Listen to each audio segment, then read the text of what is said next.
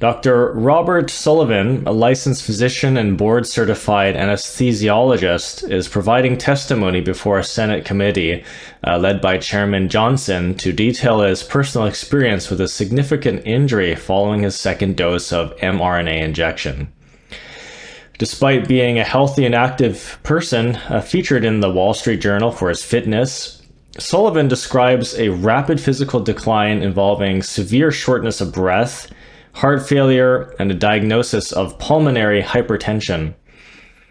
He explains that his condition involves the narrowing of blood vessels in the lungs and is often progressive and fatal, which has led him to believe the injury felt like a death sentence. Sullivan argues that the medical system has largely abandoned those who are harmed, noting that he never heard from federal health agencies after reporting his case, and that many doctors are not properly trained to recognize or report these injuries. He points to research suggesting that the spike protein produced by the body in response to the shot is inherently toxic and can cause vascular damage to the lungs, brain, and the heart. Sullivan expresses concern that many people currently diagnosed with long COVID may actually be suffering from a spectrum of vascular damage caused by the spike protein itself rather than the virus alone. This is extremely compelling news. This is completely convincing, personally, from my point of view. Hearing these stories, the idea of long COVID just seems ridiculous to me. When you look at what was actually going on in these people's bodies, what they're discovering in the autopsies. So the testimony also touches on the technical aspects of mRNA technology, including the use of lipid nanoparticles and synthetic mRNA that is modified to persist in the body for long periods. Senator Johnson and Sullivan discuss how this technology turns human cells into manufacturing sites for toxic protein, a mechanism they claim was known to be dangerous as far back as research into SARS. Sullivan concludes by calling for the restoration of medical accountability and truly informed consent, emphasizing that being seen and heard is the first step in healing for those who've been injured. Just 3 weeks after my second dose, I couldn't go up a flight of stairs without gasping for air. I became short of breath doing even simple things, walking, standing, even speaking. I had constant chest pressure, arrhythmias, and overwhelming fatigue. I cannot overstate the misery. It felt like my body was failing me. I was experiencing right heart failure. Still, I questioned myself. Was this real or in my head? Then an echocardiogram confirmed the damage. The diagnosis was pulmonary hypertension. I had damage and narrowing of the blood vessels in my lungs, restricting blood flow and straining the heart. This isn't like regular high blood pressure. Pulmonary hypertension is usually progressive and fatal even with treatment. There is no cure. It felt like a death sentence. There's a cost to manufacturing the medicine and the research. There's a cost to administer it. And there's the hidden cost of injuries, and we do not know what that is. It is not studied. It's not taught. Our next witness is Dr. Robert Sullivan. Dr. Sullivan is a licensed physician and board-certified anesthesiologist with over 20 years of active practice in Maryland. He is here today to talk about his vaccine injury following his COVID-19 injection. Dr. Sullivan. Thank you, Senators. My story is not as bad. The same month I received my first COVID mRNA shot, I was featured in the Wall Street Journal's What's Your Workout column for aerial circus arts. I was strong, healthy, and thriving. Just 3 weeks after my second dose, I couldn't go up a flight of stairs without gasping for air. I became short of breath doing even simple things, walking, standing, even speaking. I had constant chest pressure, arrhythmias, and overwhelming fatigue. I cannot overstate the misery. It felt like my body was failing me. I was experiencing right heart failure. Still, I questioned myself. Was this real or in my head? Then an echocardiogram confirmed the damage. I was relieved that it wasn't imagined and stunned to realize this is how I likely die. The diagnosis was pulmonary hypertension. I had damage and narrowing of the blood vessels in my lungs, restricting blood flow and straining the heart. This isn't like regular high blood pressure. Pulmonary hypertension is usually progressive and fatal even with treatment. There is no cure. It felt like a death sentence. I reported my case to VAERS, the Vaccine Adverse Event Reporting System. Most doctors I know had never heard of it.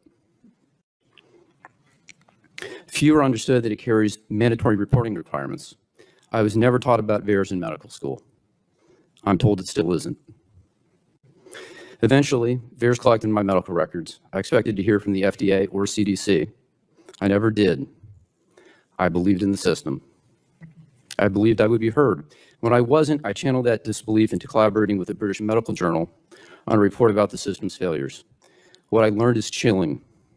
If you are harmed, you are on your own. I've had to adapt. Maybe some of the novel treatments I tried helped. On the outside, I look fine. I returned to running, even to aerial arts. That brings me joy, but also unease. I've lost half my lung capacity. If I can look this normal while carrying that much damage, how many others are out there suffering silently? In researching my condition, I found the Georgetown scientist who predicted my specific problem. The very same month of the vaccine rollout, he warned that spike protein exposure, whether from the virus or from the shot, could harm the blood vessels in the lungs and placenta. Spike protein itself from the SARS-1 virus, SARS-1, also caused vascular damage in animals. I learned many hospitalized COVID patients developed pulmonary hypertension. Autopsy showed the same kind of lung vessel damage I had. Long COVID patients with persistent breathlessness have the same findings. As in my case, their symptoms improve, but the damage remains.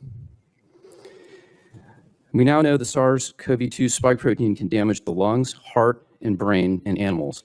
It is toxic, irrefutably so. I know that's uncomfortable to hear.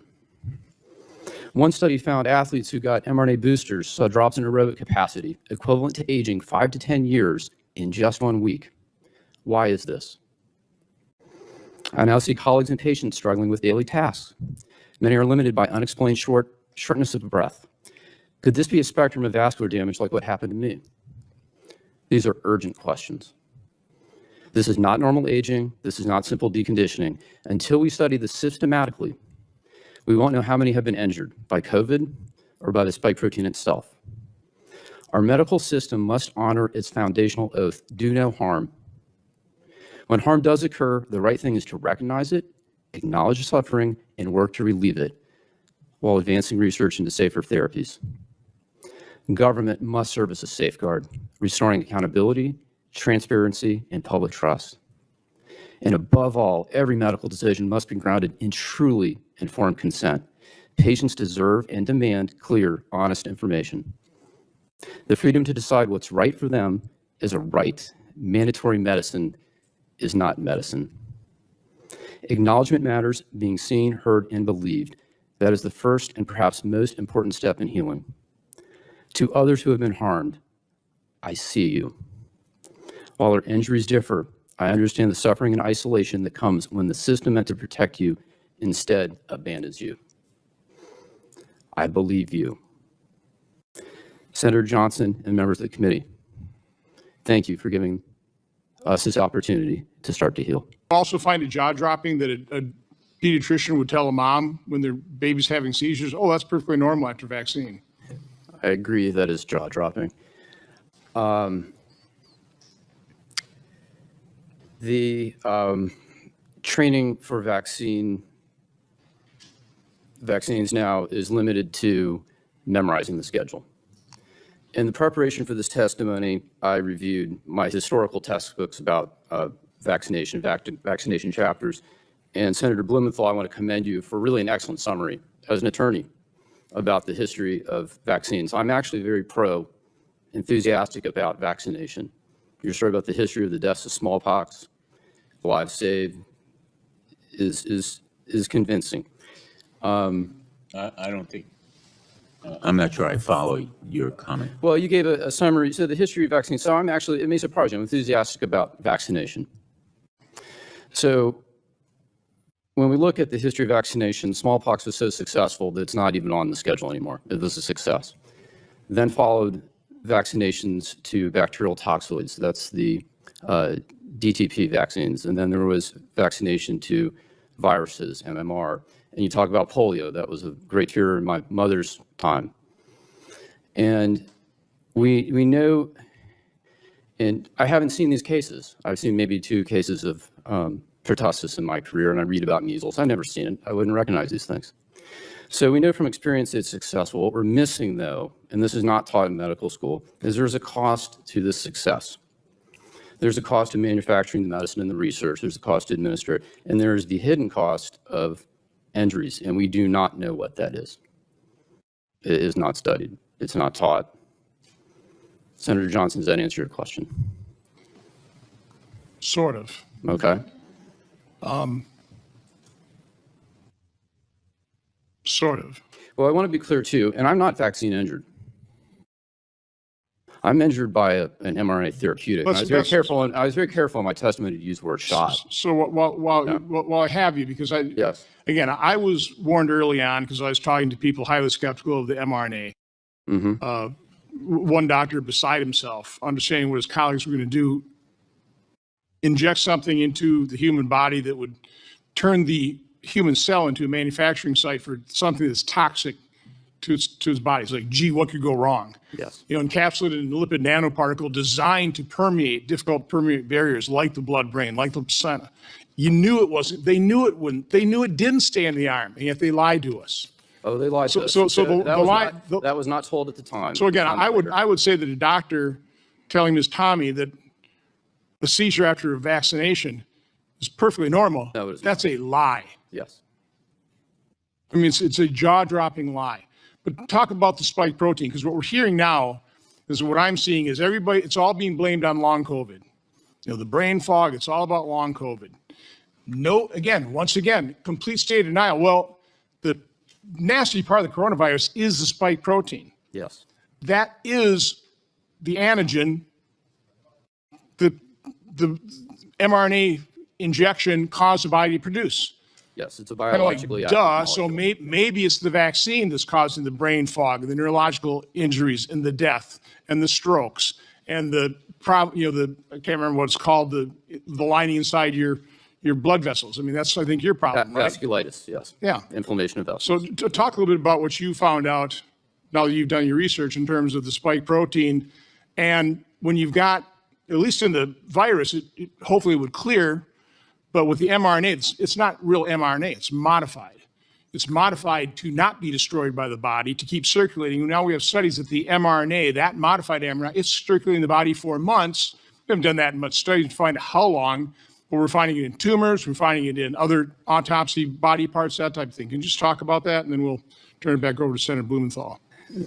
You're correct. There are many ways to lose with this new mRNA technology. There are problems with the lipid nanoparticle. There is a separate set of problems with synthetic mRNA. It persists in some people 700 days and counting now. There will always be a problem when you load the instructions to make a protein, in that it will present on the surface of the cell and will become a setup for autoimmune disorders. Separate from that, spike protein in and of itself is biologically active. And to understand what happened to my injury, I found researchers who had predicted this was going to happen. It causes cells to grow and divide when they should not. It was published in December 2020, although not widely known, that was causing damage to placenta and to lung. I was probably one of the very few doctors that knew that shot did not stay in the arm, and I don't even know how I found that information, but I would say that was virtually unknown. And later I found this out to be true. I only found out spike protein was toxic later when I met the researchers, and I asked, how did you think to research that? Because they knew in 2005 with SARS-1 that spike protein alone, without the virus, would be enough to harm an animal. Later, in the research of the original novel bat human coronavirus, this is the 2015 research at UNC with Dr. Ralph Barrick, NIH, and Wuhan Labs. That was the gain of function research, and so they had a SARS virus that became more lethal, more transmissible. They attempted to do a vaccine for that trial. That was a traditional vaccine, not an mRNA. They had vaccine-induced harm and lethality in the animals. And in the pathology slides of those animals, this is mice, you can see the same vascular lung damage that we're seeing today with SARS-2.